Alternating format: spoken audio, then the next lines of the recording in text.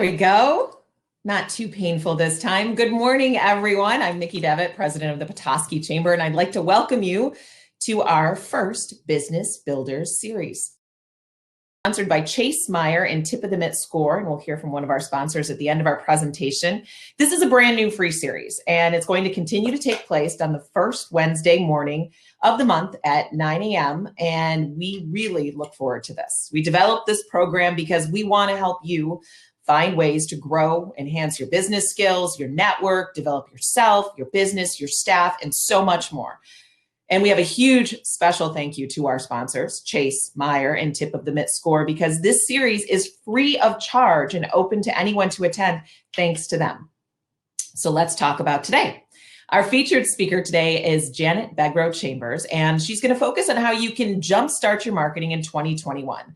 She's the owner of Beacon Marketing Solutions, a company that has been guiding small to mid-sized businesses with marketing planning and implementation for 20 years.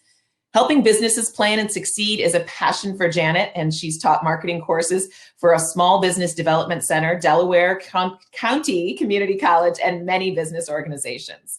She has experience working with all types of companies, from financial services and retail to healthcare, builders, and nonprofits. Her career includes VP-level marketing positions with several Fortune 1000 companies, as well as account management positions with 2 advertising agencies. A Sparty at heart, she holds a BA in marketing from Michigan State, and you can learn more about her at beaconmarketingsolutions.com, and we'll drop that into the chat. Speaking of chat, we invite you to converse in the chat, but also post your questions in the Q&A section. And remember that at the end of the program, we will once again have the opportunity to network, and you can speak one-on-one with Janet. So let's get going. Janet, the stage is yours, and I'm off. Good luck. Thank you. Hey, welcome everybody, and thanks for attending my program today. This is my first webinar that I'm hosting, so I'm excited to be here. And please use the chat if you have questions. I appreciate that. And I will have a handout available at the end of the program. I hope most of you got my little mini outline that you can follow and fill in as we're going today.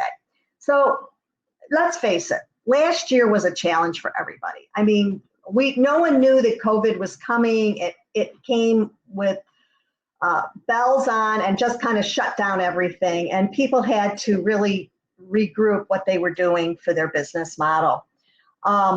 This caused people to go to their mobile devices. You know, 50% of all traffic today on the internet comes from your mobile devices. And COVID caused an increase of 18% increase in usage of the internet. So one of the things we'll talk about today is how to make sure that you are connected on the internet as much as you can. And the work at home environment has also presented a lot of challenges for salespeople, business owners, really everybody. You've got many people are working at home, they have children at home or pets. So they have a lot of distractions during the day. So you have to kind of keep these things in mind as you work at home and try and figure out ways to be professional in your environment. Now, I did try to get a office behind me, but they were not able to do it on the Remo platform. But when I talk about video conferencing and video, there are backgrounds you can put behind you. I happen to be in Florida right now, and so that's why you have the beach motif down here, or behind me, I should say. All right, so today we're going to create a mini marketing plan where we are going to reassess, redirect, and connect to customers. Having a little mini marketing plan written out is very important because, you know, it's kind of like throwing darts at the dartboard. If you don't have a plan in place, it's hard to know if you've really gotten to where you want to go. So I believe the mini marketing plan is the best way to do that. Write down, fill in today, look back at your notes, and every month pull that document out and take a look at it and see if you are still on track for what you want to accomplish. So the first thing I want you to do is to do a brand review for your company. You want to look at how your company is presented to the public. Are the colors the same throughout? Is your branding the same throughout? Do your business cards, which of course we're not using much of today, but your business card should have the information on it, not only about how to contact you, but what you do for a living. I cannot tell you how many business cards I have in my stack that sits next to my computer where it's, Jim Smith and Associates, and it doesn't tell you anything about what they do for a living. It is okay to use the back of the business card to put some information about what your company does for a living, the why call me scenario. So use those business cards. Today with email, make sure your email signature also has what you do for a living. And one of my pet peeves is when I go to start a new contact, if someone put an image in there of their company name and they didn't type their company name, when you go to copy and paste it into a contact, you have to retype their company name because the image has the company name on it. So my one suggestion would be in your signature file, make sure that you have all of your contact as a text, even what you do for a living, so that when someone creates a contact from your information, it's very easy to do so. Also, you want to look at your website and make sure that it represents your brand. Now, I'm the head of the Builders Association of Northern Michigan. They're a client of mine. I work for the Builders Association 2 days a week. And one of the builders, I was looking at their website, and they had photos going down in their photo gallery. Some of them were upside down, some pointed to the right, some pointed to the left. So, and here they are building pretty high-end houses. So, you want to make sure to go back to your own website, look at every single page. Also, get a couple of your customers and ask them to just do a review of your website. Is it easy navigation? Are there any typos? I know Suzanne Perry's out there somewhere. Suzanne Perry is a professional writer, and she is like the best proofreader ever. You can hire her to look over all your stuff and find the typos. And Julie Joels from Mitchell Graphics is also an excellent editor. But it's good to have professional people look at your materials to make sure that the message is clear, that the message is not too long, that you tell the salient points, etc. You want to also look at your LinkedIn profile and make sure that is up to date. If you have a company with numerous people, you want to make sure each of the people that would be contacted by a customer has a LinkedIn profile. Now, these people don't need to keep track of their own LinkedIn profiles if they don't want to. You can have a marketing consultant do it. You can have a marketing person in your company, an intern, but somebody needs to make sure that the LinkedIn profiles are up to date and professional looking. That is where people are often going for information on individuals and individuals that work in individual companies. Facebook. It's really good to have a Facebook business page. So I feel like in social media, there's a little foundation that you need in social media. One of them is the Facebook page. Instagram is very easy because they're kind of tied together. To at least have those. There's other platforms you can use in social media, but if you're a professional business, those two would be the ones that I would recommend. And the Chamber has resources of people that specialize just in social media if you need help with that. Also in Petoskey, I've noticed Alignable. Type in a message and let me know if you are on Alignable. So Alignable is kind of a local social network, business network. And I was very surprised at the number of connections through the Builders Association. I set up an Alignable account, and I'm actually finding prospects for membership through Alignable. So if you're using Alignable in the chat, just put, using Alignable so I can see about how many people are using it.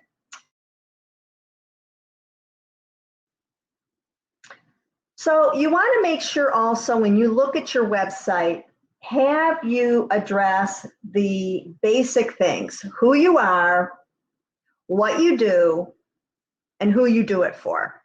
Just look back through, okay, I see some people using Alignable.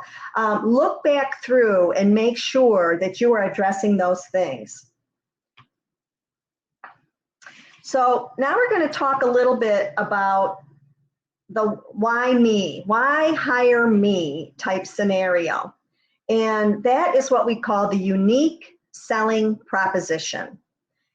The unique selling proposition has the qualities that set your business apart. And in the handout, there's a link about more information on the unique selling proposition. This is the initial paragraph that should be on your website. Who, what, why, where, when. What do you do? What makes you better than your competitors? What factors motivate a buying decision? And why should customers choose you? So I know Mitchell Graphics pretty well. So Julie, I hope you don't mind, but I wrote a little unique selling proposition for Mitchell Graphics so that you can kind of see. Actually, I think, let me see if I can share my screen to the, well, I don't know how to do that. I'm going to forget that. I thought I would know how to, I thought I could do that easily. All right, so for Mitchell Graphics, this is what I came up with. Mitchell Graphics is a what? Comprehensive marketing and printing company that helps who? Businesses in Northern Michigan, which is also your where, create cost-effective strategies to achieve their marketing goals. That's their benefit statement. Our team, this is the how, our team approach and extensive knowledge help clients get the best in design, strategy, and printing to achieve why? Project goals. So Mitchell Graphics is a comprehensive marketing and printing company that helps businesses in Northern Michigan create cost-effective strategies to achieve their marketing goals. Our team approach and extensive knowledge help clients get the best in design, strategy, and printing to achieve project goals.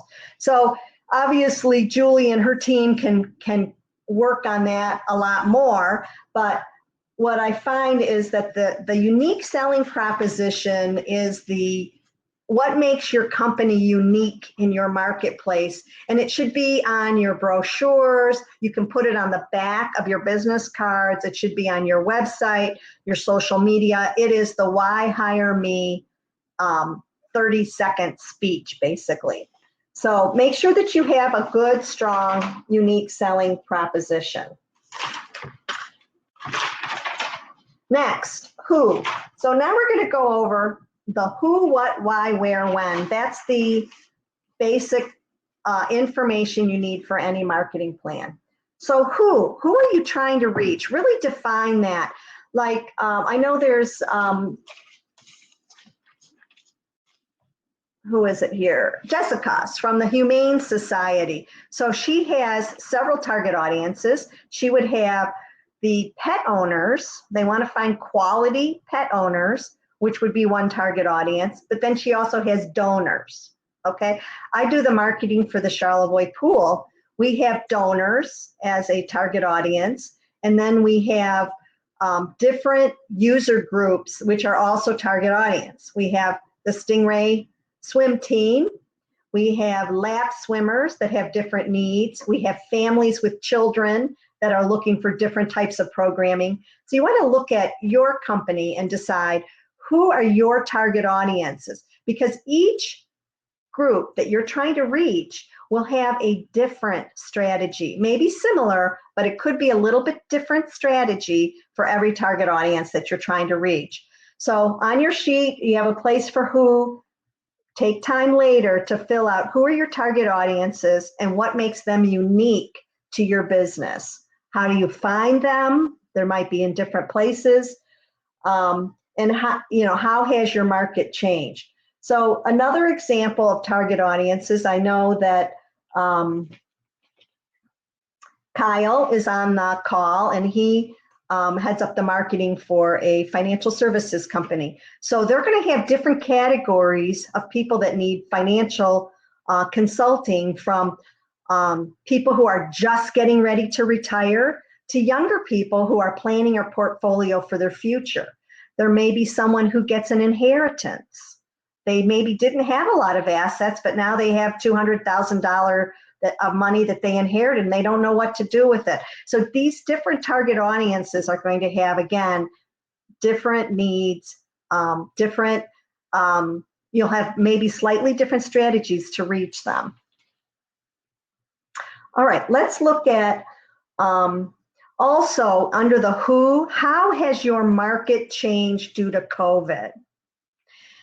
There are people who are very good at using the internet, and there are people who are not very good at using the internet. So you might have to change your strategies depending on how people use technology from your different target audiences. All right, what products or services do you have now? Obviously, you can easily put together that list. But how are these going to change this year? How did they change last year due to COVID? And I'm going to give you a great example. Small batch at the Cupola restaurant in Harbor Springs. Loretta, who runs that, is actually my college roommate from Michigan State. She is very good at changing up what she does. So when COVID shut the restaurant down for indoor dining, she started doing takeout dinners. Now, they had never done takeout dinners, but she's thinking, gee, people are at home, they want comfort foods, they don't want necessarily healthy eating, although maybe some do, but her target audience were people who wanted a comfortable, delicious meal. And she started out by doing her fried chicken. She makes the best fried chicken you've ever had. And she just did just fried chicken. Then they added maybe one other entree, but they specialized in one thing for takeout dinners.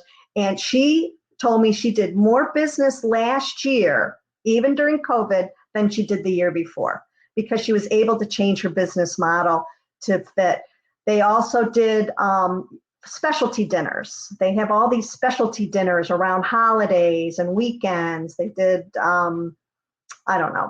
pot roasts and different types of dinners. So you've got to look at that. I noticed also that some of the restaurants have done family style dinners. Like we ordered I live in Charlevoix, we did the Bridge Street Tap Room family style beef stroganoff for $20. It fed literally 5 people.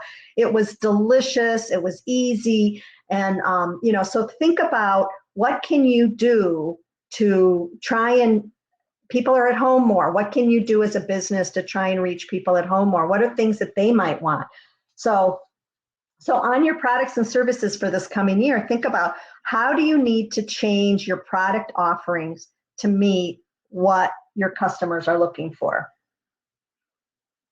So why don't you type in now anything your company has done to change your business model in the last year.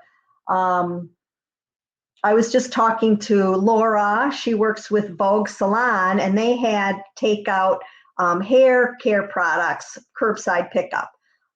Before that, they didn't need that. So why don't you type in now and share with the group something that you did to help with that. Lisa from the chamber just put in that she put in virtual events. The Home Builders Association, we did the virtual Parade of Homes last fall, which was more successful than the walking Parade of Homes that we had done the year before. And using great social media, the site is still up. The builders want us to continue. They actually like that platform better because they can showcase houses where the homeowners would never have let them walk in the door. So, and we did video. It's really, you've got to think out of the box. How can you change? All right. Kyle says he upgraded his CRM videos. All right. We got lots of good conversations going. All right, where and how. Let's focus on where and how. So a lot of us have moved to the video chat platforms because that's what we have to do to connect to customers.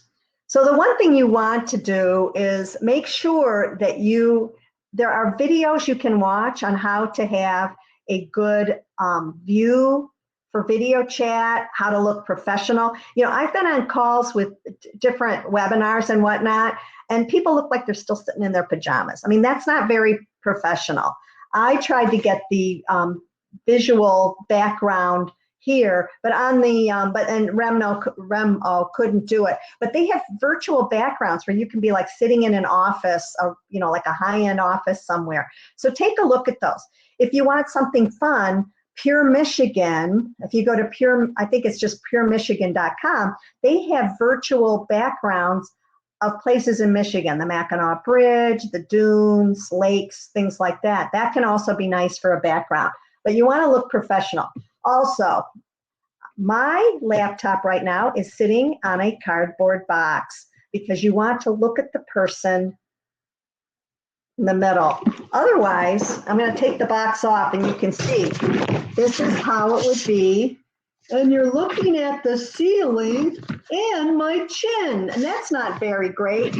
So make sure your camera is at a much better angle for your calls. So these are just some tips as you're getting on the video calls. If you're in a company where you're directing other people, you know, find some good videos about video calls and, you know, looking more professional. Ah, there you go. Someone put up where you can get the Pure Michigan backgrounds. That's a great place. I've used those before. That's kind of fun. All right, the other thing is where and how an online store. Like I'm working with Small Batch Bakery right now to put up an online store.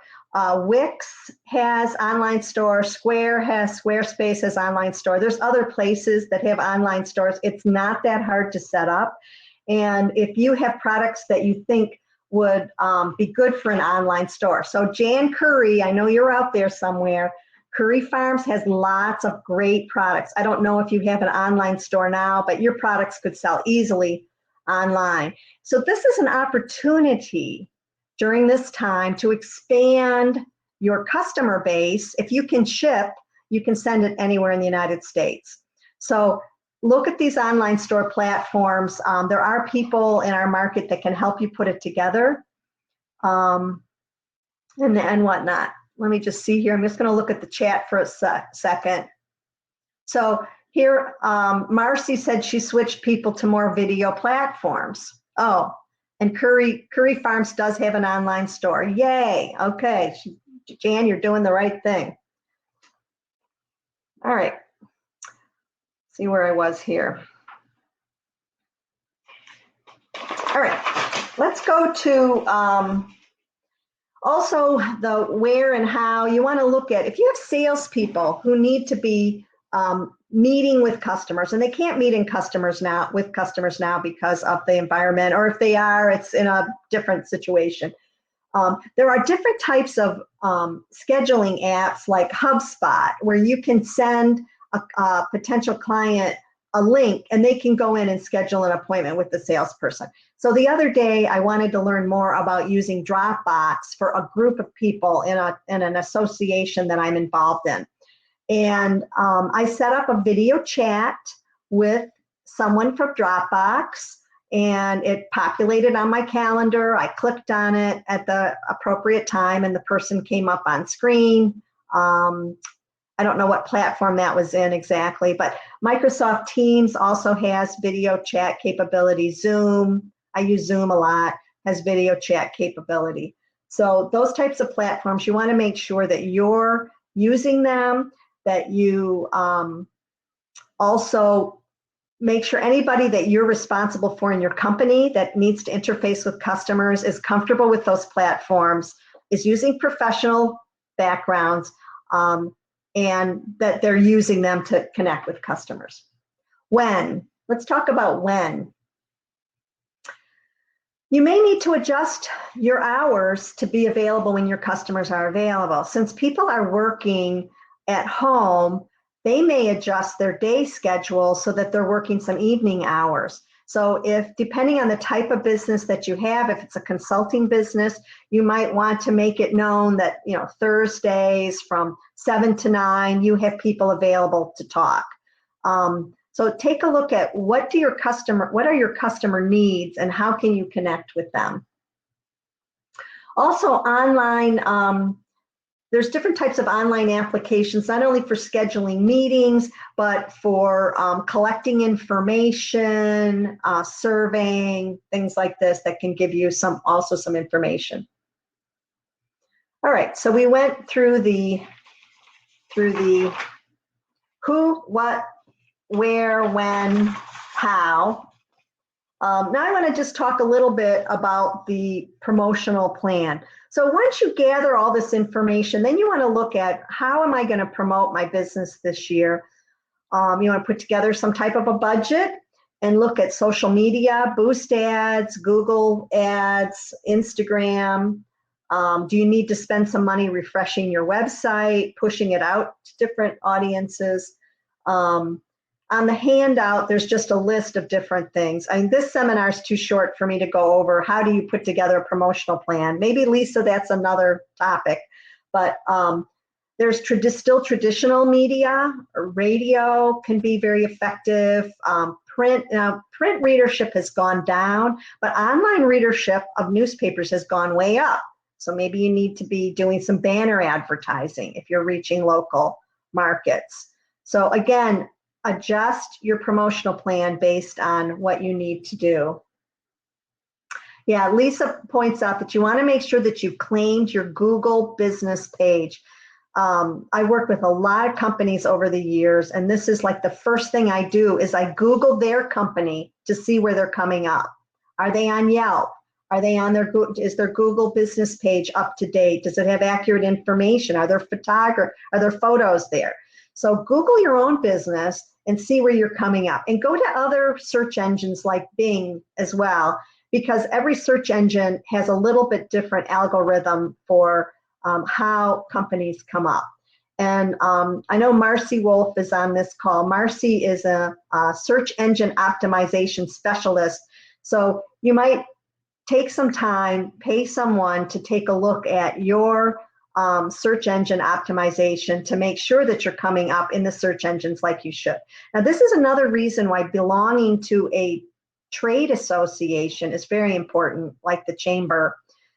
When you're listed on the chamber's directory, that helps your Google rankings because there's a lot of traffic coming to the chamber website. So these are things, again, that can help. All right, customer relationship building, and I only have a few minutes left before questions. Peace of mind guarantees have been a big thing during COVID. I'm staying using Airbnb to rent a house in Florida, and it used to be, you paid 6 months in advance, you gave them all the money. There were, if you had to cancel, forget it.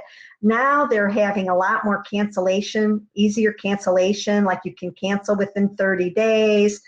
The airlines, like I booked my airline ticket on American, and I only paid about $40 more for a complete flex ticket, where it used to be the flex tickets were considerably more. So, in your own business, maybe there's some type of peace of mind guarantee that you can do to help customers feel good about your services. Also, enhance the customer experience. So Preston Feather is a local building supply company. They've done an excellent job of adding videos of all of their showrooms on their website, and they promoted them heavily with billboard. They promoted them in other kinds of outreach that they do. And this is a great way to bring people inside your store. If you have a store, get a videographer to come and take some video and then promote it. You can promote it through the chamber newsletter. If you're a chamber member, they'll put a link, new video by, one of the companies here. Let's see, Bill's Farm Market, there's a good one, Kay. Get a video of all the produce and maybe do one every season with all the things going on. People love dynamic visuals. In Petoskey, Wavebreak Media is a member of the Builders Association, and he's been doing the videos for the Parade of Homes. But Lisa and Nikki at the Chamber would also probably know of other video resources in our market. And then finally, the last thing I'm just going to say is it also is worth it to do what's called a SWOT analysis, which is strengths, weaknesses, opportunities, and threats to your business. So just take a piece of paper, write out SWOT, strengths, weaknesses, opportunities, and threats, and see, put that information in. If you have employees in your company, this is a great email.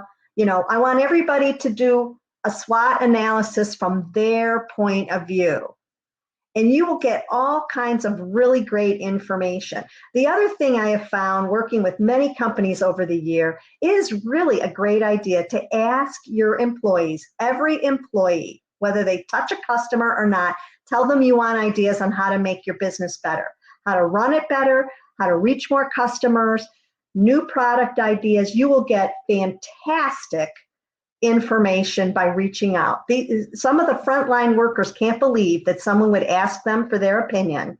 And sometime, one company I worked with, we gave out awards once a month for the best idea. It could be the best idea, reaching a customer, reorganizing the store, whatever. And that company had really great relationships with employees. I mean, we have a labor shortage in Northern Michigan. This is another way to make your employees feel very valued, is to ask them their opinion. And the last thing is, don't forget to measure your results using Google Analytics. There are videos you can watch that will tell you how to use Google Analytics. That is for your website. It's free service. It will tell you where people are coming from, search words they're using, to website traffic. So over time, you want to track website traffic, where people are coming in, where they're jumping off, to look for improvements. And Facebook also has wonderful analytics. You can track time of day. People are looking at your posts. So when you schedule your posts, you want to schedule them for the time of day or the day of the week when people are online most. So take a look at that. Again, there's lots of good resources out there. So at this point, I am wrapping up, and it's time for question and answer. So I don't know how to do this. Lisa, how do you do? Lisa, Nikki, how do people ask me questions? Oh, see, the sun got in my eyes while we were sitting there. So, hey, there aren't any questions in the chat right now or in the Q&A. So I think what the best thing to do, since we still have time left, is let's utilize the one-on-one. We'll take a quick minute and kind of thank our sponsors and go over a few things, and then we'll put everybody back onto the floor, and then we can hit some questions there unless we have any pop in. Sound good? Yeah, that sounds great. I was looking through the chat to see if there's anything here people wanted to comment on. So I hope everybody's kind of followed the chat. Are you gonna grab the key information from the chat and send it out to people as well? Because there were a lot of great resources shared with the group, and I appreciate that. Thank you very much. We will. Yeah, and I sent Lisa a resource sheet that I know she shared. So you guys have that. Someone shared the Pure Michigan backgrounds, which is great. Sharon asks, what are your thoughts on LinkedIn becoming more sales leads and really becoming more popular again? I know LinkedIn is a great platform for people finding relationships and whatnot. I would say I'm not the specialist on LinkedIn, and you can probably Google, how to use LinkedIn more effectively. one of my friends is in sales in California. She has 800 LinkedIn contacts, which she uses all the time. But I'm not the specialist on that, but I know there's ways to do that. Or if you're job hunting, it's also supposed to be a good way to help with job hunting. I do think that if you have any type of a business, you want to make sure that the LinkedIn profiles for your key employees are up to date and accurate. And there's also, people post a lot of articles also on LinkedIn. I know when I post marketing articles, I get quite a good viewership. So it can be used as a marketing tool to show your professional expertise. So like for the Kyle that had the financial advisors, that's a good place to do that. Or Mitchell Graphics, Julie, putting articles on LinkedIn on how to get the most out of your direct mail, how to evaluate your own website, how to, anything like that. How-to stories that show your professionalism and your expertise are really good. Excellent. Damon's a physical therapist. When to call a physical therapist, how can a physical therapist be involved? LinkedIn could be a good place for that as well, to have a little blog going. You'll get followers. You'll get probably even some professional followers in your market who could be referral sources. Okay, any other questions? It for right now, Janet. So we will get ready to throw things back to the rest of the floor. Thank you so much for the information. Thank you so much, everyone, for joining today. I really enjoyed this, and have a great week.